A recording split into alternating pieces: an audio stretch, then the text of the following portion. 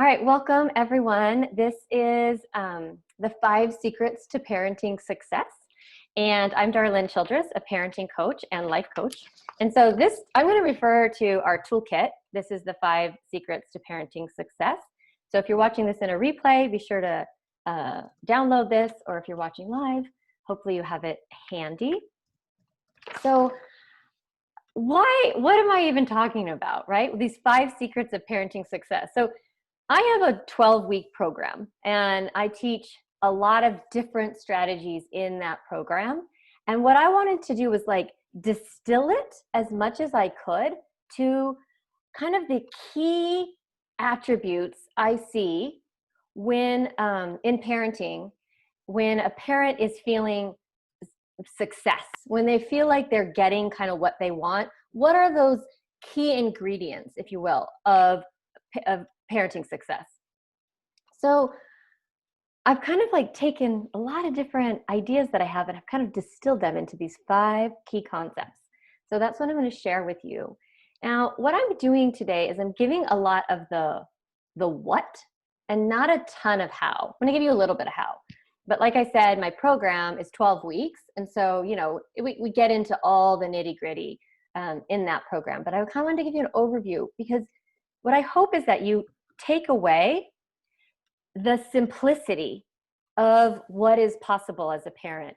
There's so many things that you read about and hear about, and there's articles, and you do this and do that and do this. But what are the actual attributes that a parent has, the values that they have, or the characteristics that lead them to feeling successful? And by success, I mean a peaceful home, calm, not stressed inside of you, a good relationship with your kids. Yeah, just like calm, really, right? My group is called Becoming Calm Mamas, because that's kind of what I think of success, is when we feel peace and our kids feel connected to us. All right, so getting into the tools, the secrets. The first one I have is you view parenting as a relationship. So parents who are successful, they are able to view their relationship with their kid, their role as a parent, in terms of a relationship, not so much like a job or a role. And let me tell you why.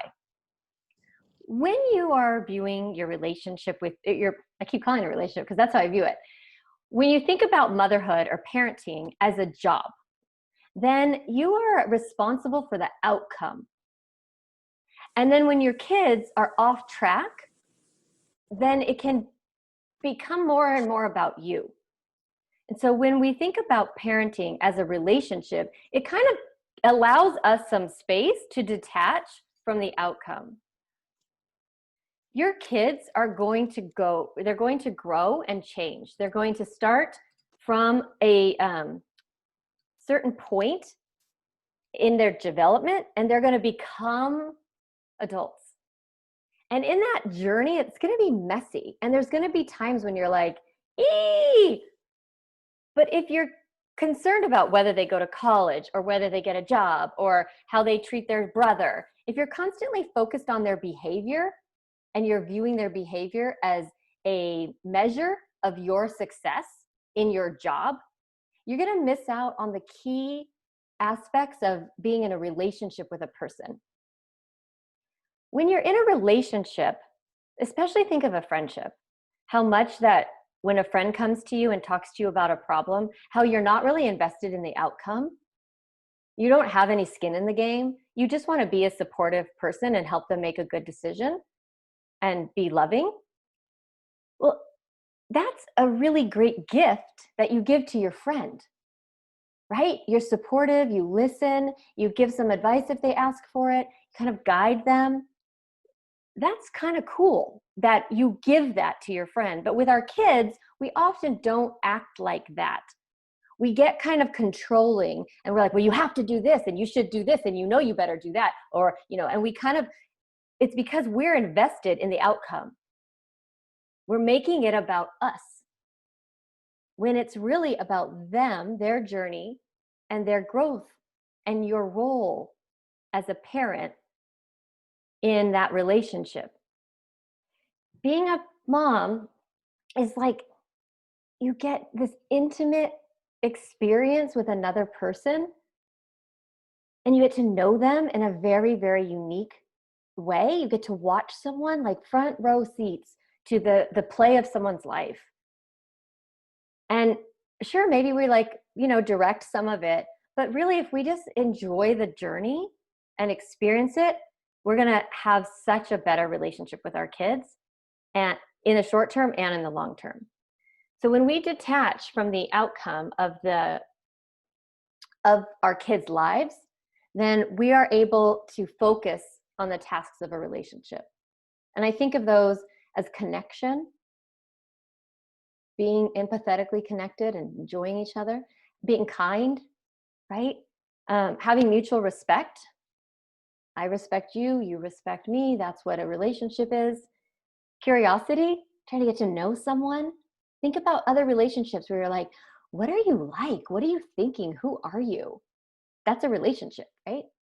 So you can be in a relationship with your kids and enjoy them a little bit more than you might if you just viewed it as a job. I want to say something really quickly about the job thing. Here's what trips up some moms and dads, but when we decide, if like I did this, to stop working to take care of our kids, it can get kind of confusing because we're like, well, no, isn't it our job, right? Because we're not working. You don't have to think of it as a job. You can think of it as a relationship investment, that you have decided to focus on this relationship, not because it's your job, but because it's your desire.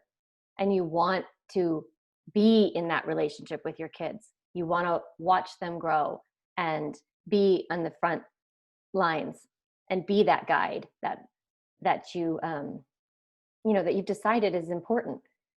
So you don't have to think of it as a job just because you stopped working. It's okay. You could think of yourself as retired and that you're just focusing on your family, right? So I wanted to give you that little caveat. If there's any questions on the viewing your parenthood as a relationship, post in the chat and I will be sure to answer. So I'm going to move on to number 2. So this goes hand in hand with the relationship thing. So number 2 is have a positive parenting vision. Okay. So I want you to be able to detach from the outcome of your children and let them become who they're going to be. But at the same time, I want you to be able to dream and scheme for them as to what is possible. So we oftentimes look at our kids' behavior and we make it mean something bad about them. So maybe your kid is hitting their sibling, and you can look at that behavior and be like, you're probably going to grow up to be a violent person. I have to laugh because it's like kind of outrageous to think when you say it like this, but that's kind of what we're thinking. We're like, oh my God, you're so violent, when you have like a very volatile 4-year-old or a very volatile 12-year-old, right? When your kid isn't getting good grades in school, or they're not showing up as a student like you think they should. And it's really easy to say, oh, you're not going to even amount to anything. Like, you're probably going to end up getting a job at Taco Bell. And that's your whole goal. And we look at their behavior and we start to panic because we make it mean something negative about their future. Then when we're feeling afraid, we overreact to the behavior that we see. Now, when we parent from fear, we end up creating more problems than if we parent from confidence, from possibility. I like to say that your kids are looking at you and they're thinking, am I going to be okay? Do you love me? And are you proud of me? So the message that they want to hear from you is, I love you, I'm proud of you, and you're going to be okay. That you're going to be okay thing is really, really important, because your kids don't know how it's going to turn out for them. And they're looking at you. Now you get to pick any ideas you want about the future. because it's not here yet. It doesn't exist. And so why pick a negative vision when you can pick a positive one? Now, what this helps you do is when you've already kind of created in your mind what is possible for your child, not necessarily like exactly what it's going to be like, but opened up this space of like emotional health and meeting your potential and physical health and a healthy body weight and great relationship with your friends, great relationship with you, right? When you've thought that all that is possible and you've created that vision, then when you're in the moment, you don't have to get caught up in your fear. You can look at your child and say, you might be behaving that way now, but I know what's possible for you. I know you're a really, really strong, smart person, and I believe that you are going to achieve many great things. So when we are able to hold that space and we look at our kids from that vision, we don't have to overreact. So what happens, what's cool, is when we're not overreacting, we're actually parenting in the moment, not from what we're afraid will happen, but we're parenting our kids from what they don't know right now. We can look at them objectively and think, it seems like maybe you don't have time management skills yet. That's okay, I can teach those. Or it seems like you don't really value gratitude yet. That's okay, we can model that. Oh, it seems like you and I have a negative relationship right now. That's okay, in my vision, we have a great relationship. So let's work on it now. So you work on these little bits in the moment without panicking. You stay really present with your child, teaching skills, modeling values, or improving your relationship. And then what ends up happening is your kids get those skills. They learn those values. Your connection is great with them so that they can become the vision that you want. When we parent from fear, we often prevent that because we're overreacting and we're taking away power and choice and thinking and decision-making and all of that from our kids. Is that making some sense? Let me know in the comments if it's resonating with you. So a question that I always start my coaching with is asking my clients, my mamas, to think about their child at 25, just far enough into adulthood that they've developed their brain, right? They've had some years of either education or work under their belt. And I want you to really sit down and create a parenting vision. So this is one of the how-tos, right? Actually journal it. What do you see as possible for your child at 25 in terms of work, in terms of friends, hobbies, health, and your relationship with them? So anybody who has been in Calm Mama School before, who's in here, if you can, go ahead and poke in the comments and let everyone know how your parenting vision has helped you if you want, because I know there's a few of you in here. And really thinking about the possibility, the positive aspects for your kids. All right, so that's number 2. So number 1, view your parenthood as a relationship, detaching from the outcome. And then positive parenting vision is creating a possible outcome. You're not attached to it, but you believe in it. And when you believe in that, your kids are going to grow into it. I've seen it. I've seen it in my family. I've seen it with my clients that their kids are like, oh, I am a good student. Like, oh no, I am a kind person. Instead of us lecturing them, we just trust that they're going to grow up and they're going to be okay. And then we're going to be proud of them and that we love them. Yeah? Okay. Number 3, number 3. The third secret to parenting success is to be okay with feelings. This is hard because your children have a lot of feelings, right? And what parents often don't understand is that feelings drive behavior. That there's something happening in the environment, a circumstance, and your kids are responding to that circumstance, and it's creating emotion in them, and then they're acting that emotion out.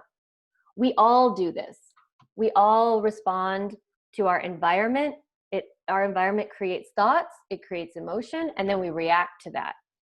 So if I have a positive feeling about something, then my behavior is going to show up as I'm smiling, I'm connected, I'm making eye contact, I have a lightness in me, my energy is high, I don't look tired, I don't look overwhelmed, right? My face is softened, it's not, pulled with stress. So if you've probably noticed this about someone, right? They're angry and then they act really mad and they stomp around and they push their stuff down on the table really harshly, things like that. So feelings drive behavior. Now, this is true for kids, which is really hard because we like to think maybe that our children are behaving because they have some conscious thoughts that they're going to manipulate us, and that their behavior is showing up that way because they are going to try to get what they want or whatever. And really all anybody ever wants is to feel good, to feel happy, and to have people around them when they don't feel happy, when they feel sad or mad or scared, that the people around them are there to support them with those feelings. That's all anybody really wants. That's what your kids want. So what I notice is that when a parent is uncomfortable with emotion, when their kid has what I call the big feeling cycle and emotions erupt, if you want to squash those emotions down and they don't seem valid, they don't seem appropriate, they don't seem justified, when we have our thoughts about it and we're judging our kids' emotions, or it's just overwhelming. I mean, truth be told, right? Just overwhelming for us. And we just want it to stop. We do not want them to show us their feelings because we don't want to deal with the behavior. Well, then what kids do, unfortunately, is they escalate the behavior because they want to be seen. It's so important for them to feel like they're understood. All of us want that, not just children. Now, all adults, we have strategies to deal with our emotions. We've learned over time what is socially acceptable, what works for us. A lot of moms don't know what to do with your feelings of resentment, your feelings of fear, your feelings of overwhelm. And so they show up in your behavior. You yell at your kids, you over scroll on your phone when you're around your children, you're, secretly eating that ice cream. When you think no one's looking or whatever, right? We have all these behaviors that we do to cope with our feelings. So as we get okay with emotion, our children are going to become more comfortable expressing their emotion in ways that actually work. So I have in the little toolkit here, when kids don't know what to do with their feelings, they show up in ways that don't work, right? They hit, they shout, they complain, they whine, they sneak, they name call, they refuse to obey or comply, they ignore you. They do stuff because they don't know what to do with the emotion. So one question you can answer for your family is, what does one do with sadness? Think about it in advance. What can your kids do when they're feeling sad? That's one. The next one, what can your kids do when they're feeling mad? They can't hit their brother, or they can't kick the cat. I don't know why that came to my mind. That's a terrible example. If they can't scream, "I hate you," if they can't slam doors, if they can't, throw stuff on the ground, take a photo off the wall and crash it down. Okay, we know what they can't do, but what can they do? So being okay with emotion is first recognizing that it exists, and then figuring out ways that your kids can express it in ways that work. So sad, mad, and scared are sort of the big categories of emotion. So you want to help your kids create their own toolbox, their feelings, their emotional management toolbox. Okay. So we're going to view parenthood as a relationship, number 1. Have our positive vision. 3, be okay with feelings. Now, mamas, I want you to know that your emotions are okay too.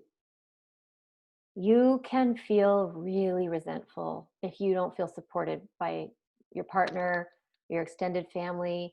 Maybe you have an older teenager and you're holding them responsible for that. It's okay to feel the feelings that you have. It's okay to feel stressed. It's okay to feel overwhelmed. It's okay to feel angry. You have strategies. Some of your strategies right now are yelling at your kids or disconnecting from them or shouting or threatening or lecturing. And doing these behaviors are behaviors you don't want to do anymore, right? That's why you're in this class, because you're like, I don't want to do that anymore. I don't want to be a yelling mama. I call it mad mom syndrome, right? You don't want that. So what are you going to do with your feelings? Now, I give a lot of strategies on this in my coaching program, but I call them now what strategies. So one now what strategy for you is to talk about it to someone who can listen. Now, sometimes you just need to be heard, right? You just need to vent. Sometimes your kids need to vent too. Okay. You can move your body. Okay. Emotion is just energy in motion. So you can just move your body, move those feelings around, get them out, process them through. Okay. You can do that. You can do something else. Like some emotions are just too much to deal with. Sometimes we have grief and it's like eating a steak. You can process a little bit of emotion at a time, and then you can't, how do you eat an elephant? One bite at a time. That's how you handle feelings sometimes, especially when they're real big. If you're going through a divorce or someone's recently died, or you've lost your job, or the pandemic has created insecurity, financial insecurity. These are really big losses. And so sometimes we feel them, and then sometimes we just have to do something else, just shift. So when you do those behaviors, like not overeat, but you eat to distract yourself, or you go watch TV, or you do screens, or you call your friends, or whatever you do to avoid your emotion, do it with intention. Be like, you know what? I got some big feelings. I don't know what to do with them, so I'm going to do this instead. Don't be guilty about it. Just do it. And then the other one is just wait and feel it and wait for it to pass. Like I said, feelings come, then they go. And they come, then they go. So you're going to ride your big feeling cycle. The better you are at experiencing your emotion, the more comfortable you will be with your kids experiencing their emotion. Okay, I don't have a lot of questions in the chat, you guys. Don't forget, you can ask me questions, or you can unmute and ask a question. Because that was some content there that can be hard to, sometimes not everybody buys it, that like our kids' behavior is driven by emotion. A lot of times it's like, we think, no, something's wrong with them. Like, you don't understand, Darlene. My kid is a sociopath, or like we get kind of caught up. Like, no, this behavior is a big, big problem. Yeah. So it's okay if you're thinking that. It's okay. And you can ask a question about it. Number 4 of our 5 secrets to parenting success is give permission to pause. So, what does this look like? When your kids misbehave,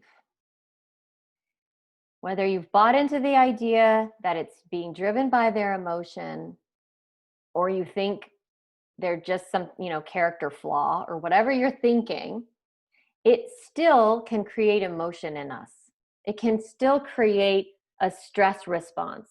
So when your kids misbehave or they complain, like they kind of go on a rant where they're complaining and complaining and complaining, and you're like, oh my God, stop it. Or they're whining, or they get super wild. And you really want to go in and like say, stop, right? You just want to scream, stop, because you feel stressed, you feel crazy, you feel chaotic. So I want to give you permission to pause. When your brain is screaming, fix it, change it, stop it, solve it, because it's thinking that the misbehavior is a threat. It's thinking, your brain is tricking you into thinking that you're in danger, and it's activating your stress response. Your kids become like the bear in the woods that's chasing you. Their behavior becomes the threat, or your kids become the threat in your mind. Now, you know, like a 4-year-old is not actually a threat to your physical safety. Maybe a little bit, they hit you, but you're not going to die. So you really are safe, but your brain is tricking you. So when you are in that space, I want you to pause. I want you to delay talking to your kids. I want you to give yourself permission to pause. It's going to be really hard because your brain is saying, we are in an emergency situation. It is DEFCON 5 or whatever that phrase is. And so you've got to deal with this now or else. And you're fighting your nature, right? You're fighting your biology by saying, I'm not going to deal with this right now. I'm going to take a break. I'm going to pause. So I want you to give permission to pause. When you are in that pause, you do what I call reset. You're actually resetting your stress response. You're pausing right then and there, and you're giving some ability for your body to move some of that emotion, some of that stress. Last week I did that talk on getting out of this mama stress spiral. So we had all that talk about the stress juice, right? That builds up. So we have to like get that stress juice, allow it to release. So pause. Now, some of those reset strategies are moving your body. It's a huge one. So I love to teach moms just there's a lot going on with your kids, or your kids are complaining, or they're kind of like being wild. As long as everyone is safe, you can say, I am going to go to the bathroom. I will be right back. You walk to the restroom and then you walk back. I'm going to drink some water and then I'll talk to you about this. I'm going to fold this load of laundry and then I'll come back and help you. Now, some of you might be thinking, what if they follow you? I want to know, did anybody think that? What if they follow you? That's okay. You can practice what I call neutral listening, where you just stop connecting to what they're saying. Uh-huh, yeah, okay, sure, uh-huh. And they're like, you're not listening. And you're like, no, I'm not listening because I am trying to help myself not get stressed right now. I love you. I want to be able to listen, but I'm a little overwhelmed. So I'm going to drink my water and then I'm going to talk more to you. Just narrate what you're doing to your kids. This is great modeling. So pausing and then moving your body. You can also pause and remember your vision, your positive parenting vision. You can say, this is a 4-year-old, and 20 years from now, they're going to know how to go potty on the potty. They're going to know how to not hit people. They're going to know how to wait 5 minutes before they eat. They're going to know how to put their shoes on. They're going to know how, just remind yourself that your kid is going to grow up and they're going to know how to do the things that are frustrating to you right now. Anchor into that parenting vision and remind yourself it's going to be okay. They're going to figure this out. And you can say, well, how can I help them? How can I help them figure this out? What can I say right now that might help them learn this skill? Or what can I model right now that will help them manage this behavior? So moving your body, remembering your vision in the pause. And then the other one I love to just think about is like, what is my goal here in this relationship? Right? Not a goal, a parenting goal necessarily, but like, how do I want to feel as a mom? How do I want my kids to feel? So in that pause, you're doing a little bit of mindset work. Like, how do I want to engage with my children? How do I want to feel as a parent? How do I want them to feel as a child? Most of you will say joy, peace, love, connection. Of course, right? So in that pause, and reset back to how you want your family to be, your intention as a family. So once you've paused and you've reset, then your next interaction with your kids is going to be much more much more intentional. When we parent from our stress response, we're very reactive. We just are like, stop it, don't do that, you shouldn't be that, you know how it happened. I mean, it's just like, it gets intense. I know, I've done that, I've been there. And so when we pause, it's not an emergency, we reset, move our body, reset our vision, reset our relationship, and interact with our children differently. That's what intentional parenting is. And it will take a little bit of time to learn how to pause before you react. So in the beginning, you may be reacting and then all of a sudden be like, oh, wait, what am I doing right now? Why am I yelling at my kid? And then you can just pause mid-sentence. So sometimes you won't even notice in the beginning till you were already super reactive. And you go like that whole mom guilt thing where you're like, geez, that was not good. I did not like that. Well, reflect. What triggered you? Why'd you get so upset? What were you afraid of? What were you thinking? What were you judging their emotion? Were you caught in the behavior? Did you view the behavior as an emergency? Kind of look back and reflect and then think, okay, where could I have paused? That's a great question. Where could I have paused? I could have probably walked away right when he said that, or right when he did this, or I could have picked up the baby and moved her right then, whatever it is. So yeah, notice where you could have paused. And then eventually you'll get better at catching yourself in the middle. And then eventually you'll be able to notice the signs of stress before you overreact, before you react at all. So you get so attuned to where you want to be and you've had so much experience in it that when you can feel that you might be saying something that you don't want to say, you can pause before, which is really cool. So that's possible. All right, number 5. Okay, I love this one. This number 5 in the secrets to parenting success are demonstrate committed and confident leadership. So what do I mean by that? I teach moms how to feel calm, right? And what I've noticed is that sometimes in the process that when you're in that when you're in that place of trying to be calm, that sometimes we lose our strength. So being a calm parent doesn't mean being weak. So being calm and being strong, they go together. Because listen to this, when you feel very confident in your rules, you know your why, you know what you're doing and why. You know why you've set limits around sleep. You know why you've set limits around screens. You know why you've set limits around sweets. You know why you've set limits around school, right? When you're really confident that you are the grown-up, you know what is best. And these rules are important. If you feel it deep down, you will not get it activated when your kid expresses their emotion about your rule. So here is the thing, is that your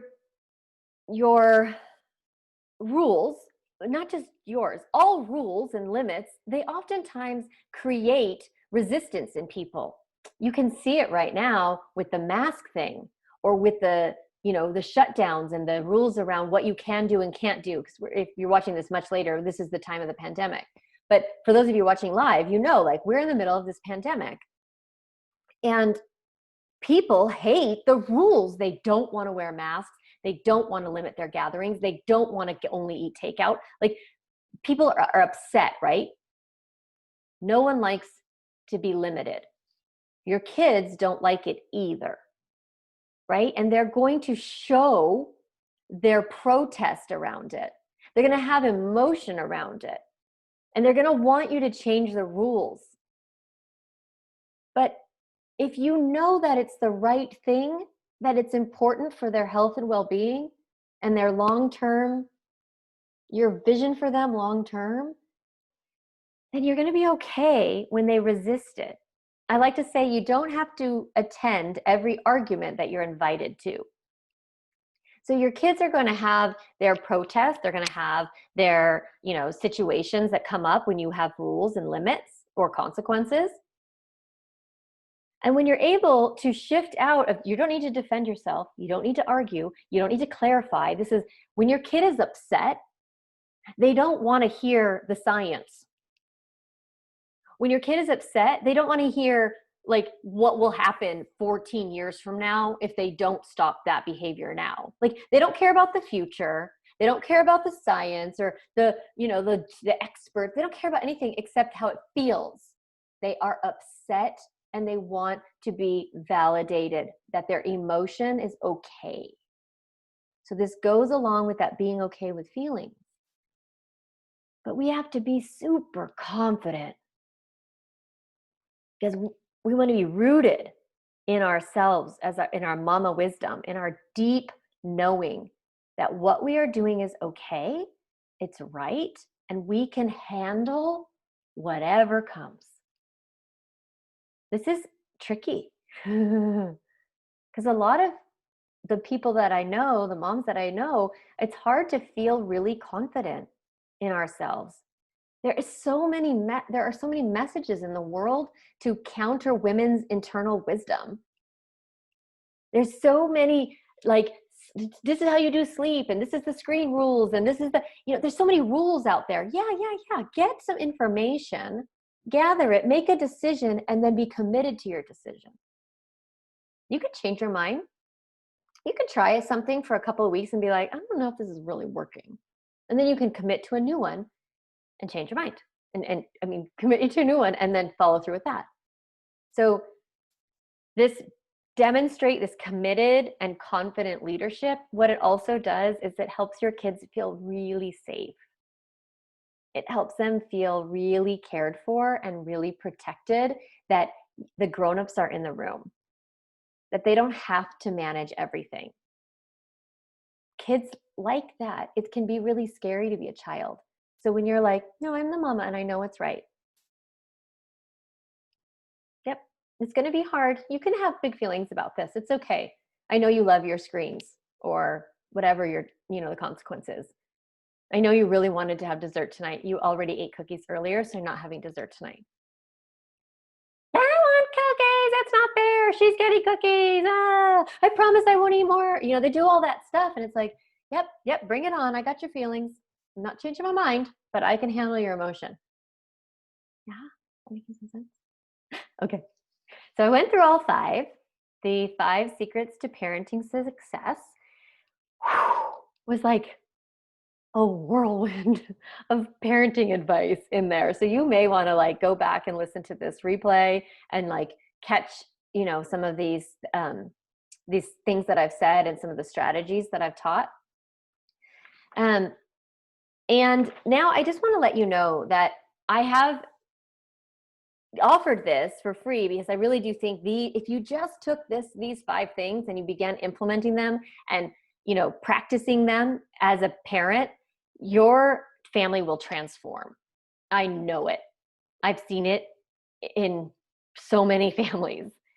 But I also know that the obstacles are going to come up. You're going to have one of those situations where you're like, I don't know, I got really mad and then I was screaming and I wasn't sure what to do. And she said this. And then I was like, you're going to have obstacles that come up.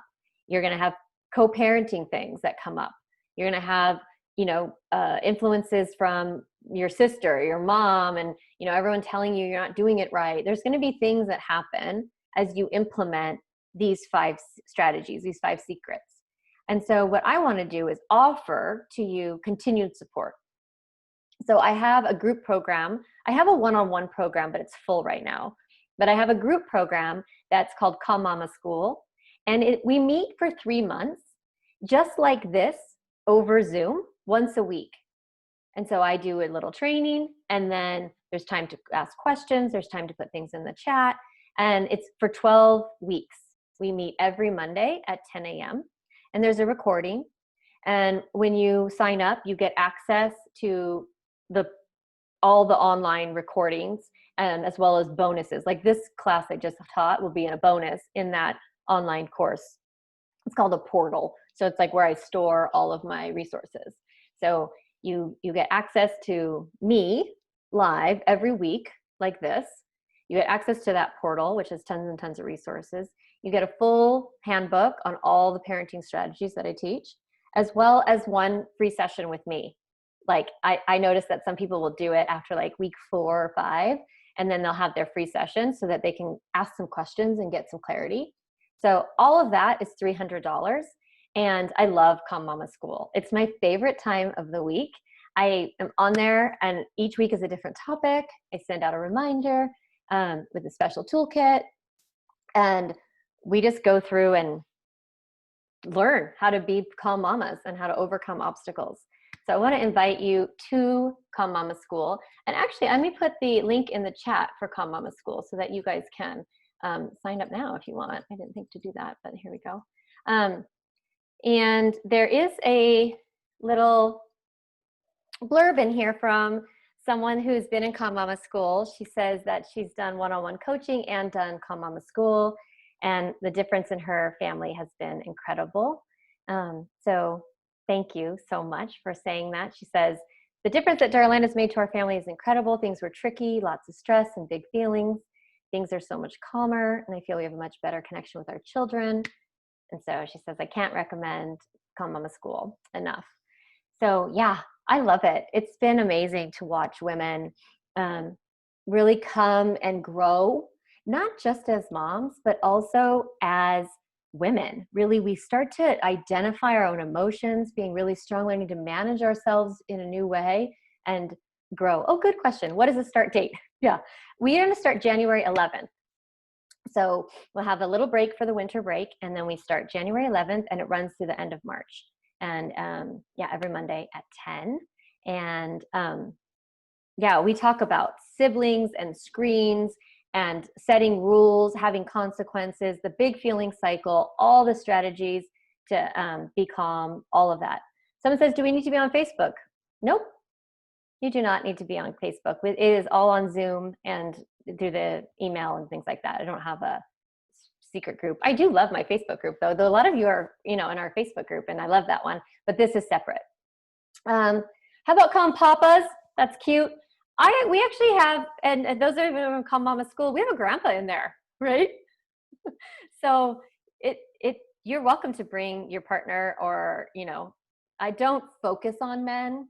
I focus on moms, particularly because I am a woman and I'm a mom, and I know how we tick. But I do know that this stuff is amazing for dads.